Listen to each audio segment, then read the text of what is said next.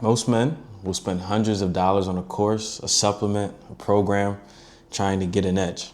And that's not a bad thing. But here's what's wild. The one practice that emperors, inventors, and billionaires have sworn by for centuries absolutely costs you nothing, right? 5 minutes, a pen, and a piece of paper. And I'm talking about journaling.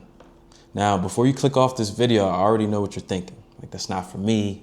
That's a diary. That's soft. That's for females. Listen, I thought the same thing, right? But if we take an example like Marcus Aurelius, he had a private journal. And, that went on to become one of the most famous books of all time, Meditations. Let's take another example, Benjamin Franklin. He tracked his character in a journal every single day.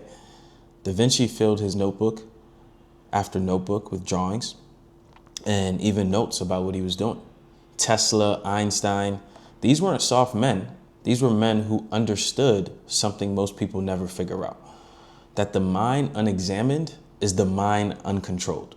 And if you can't control your mind on paper, you cannot control your life. So in this video, I'm going to break down exactly why journaling is the highest return on investment habit you're not doing, what the science says, what history proves, and what I've personally experienced from making this a daily practice myself. And by the end, I'm going to give you a 3-question framework you can use tonight. So let's get into it. All right. Now, what journaling actually is. Now, the word journal comes from the French jour, meaning day. So originally, the concept of journaling was really just a merchant's ledger of him keeping track of what's so-called the transactions of the mind. Now, just as I referenced earlier, Marcus Aurelius wrote Meditations purely for self-governance, for self-mastery. And it was never meant to be published. And for those that don't know, Marcus Aurelius was one time the most powerful man in the world and the leader of the Roman Empire. And he used daily writing to hold himself to his own standards.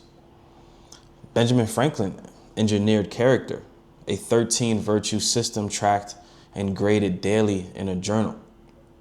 Da Vinci, over 7,000 pages of notebooks, genius captured. All right. And that's another thing when it comes to journaling is like you're able to capture ideas, thoughts, inspirations, and really able to cultivate your own genius. Most people's thoughts are like open browser tabs, draining energy, creating noise. Writing closes the tabs. It moves a thought from circling to resolved. It gives it a destination. The untrained mind generates an estimated 6,000 thoughts per day. I would actually say it's more than that.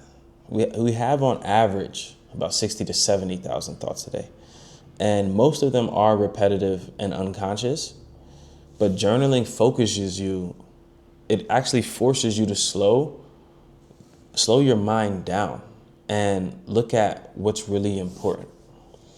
And it's the best thing when it comes to reflection.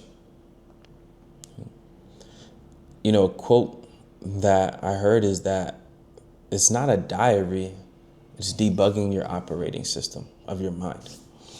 Now, for me personally, my experience with journaling for a while was off and on. And over the last few months, I've been consistently journaling every day. And when I first started, I didn't really know what to write about. But the question that resonated with me is just what's on your mind? And if you can ask yourself that, something will come up for you to be able to start that journaling practice. Now, one of the biggest benefits that I've gotten from journaling is just the clarity. Because journaling forces you to have a dialogue and a conversation with yourself. And I've always said that the most important conversation that we'll ever have in life is the one with ourselves. And journaling forces you to have that dialogue. And through that dialogue, it forces you to ask yourself the tough and difficult questions that lead to growth, that lead to development, that lead to evolution, that lead to increasing your consciousness and ultimately just becoming a better version of yourself. Okay. Journaling, I feel like, also opens a channel where you're able to receive downloads from your higher self and infinite intelligence as well.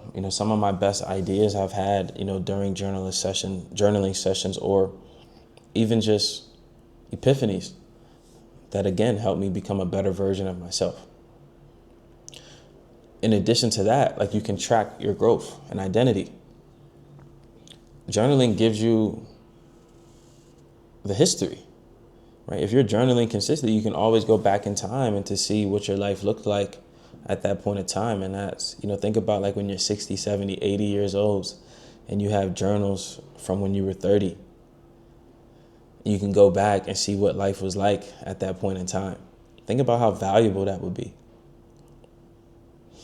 Now, let's talk about the science and the history.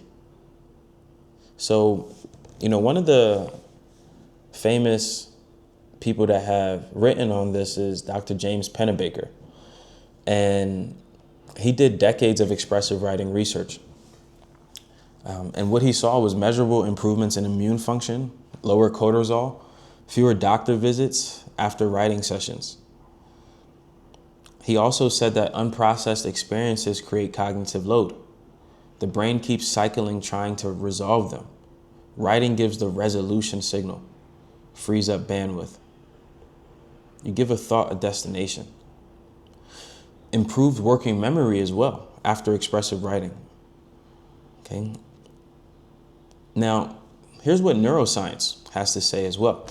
Writing activates both brain hemispheres simultaneously. Speaking is primarily left brain. Writing recruits the right as well, which improves pattern recognition and intuition. In addition to that, handwriting specifically activates the reticular activating system, the brain's priority filter. Your brain encodes handwritten content differently. It makes it more seriously. Journaling activates the prefrontal cortex, executive function, planning, rational decision making. You're literally entering your most intelligent state. So that's what neuroscience has to say. Now let's talk about the Heart Math Institute, heart-brain coherence. Reflective states create ordered heart rhythm variability. Journaling shifts you from reaction to reflection, which puts you in a more coherent state, which makes you more primed for manifestation and being intentional. The heart sends more signals to the brain than the brain sends to the heart. Journaling slows you down enough to receive that signal. And, this pattern is across history's most effective men, with consistent writing, self-reflection, and Marcus Aurelius is one of those top examples of that. Okay. Now, 5 minutes a day, that's really all it takes. But the ROI of that is amazing. The first return on investment is clarity, which we spoke on.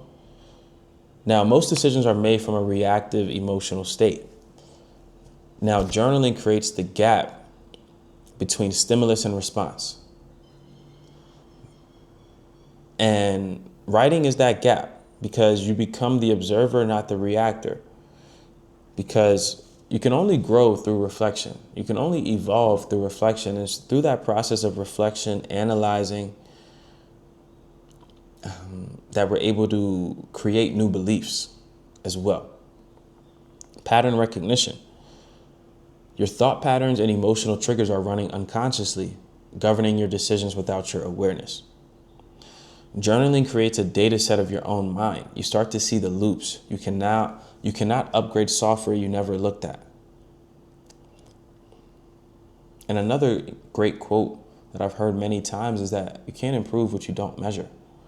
So if you're not documenting and measuring your life, how are you going to improve? Okay.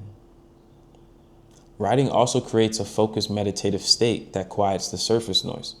This is when that deeper signal is able to break through. This is when you're able to have those breakthrough ideas that can end up really changing your life as well. And then also decision making. Right? Every difficult decision has two layers, the logic and the emotional charge wrapped around it. Most people can't see the logic because the emotion is too loud. Writing separates the two layers. Okay? Emotion gets expressed and released, and logic becomes visible. So these are just some examples from my notes. Okay? Now, here's the practicality of it. 3 questions that you could just start with. What am I grateful for right now? That anchors your emotional state, and we know that gratitude is one of the highest frequencies and vibrations that we could be on. One of my favorites is what's on your mind.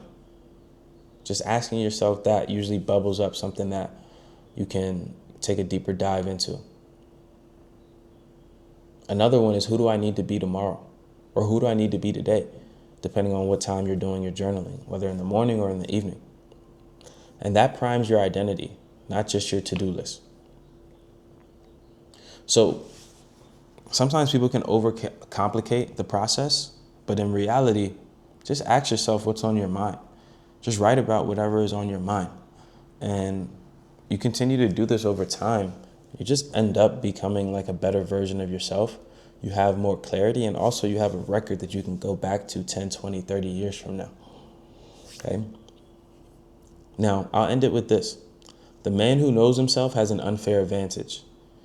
Journaling isn't soft, it's how you build that self-knowledge, that self-mastery, that self-awareness systematically, one entry at a time. Until the next video, Law, MJ the Mastermind checking out. Peace, love, and abundance.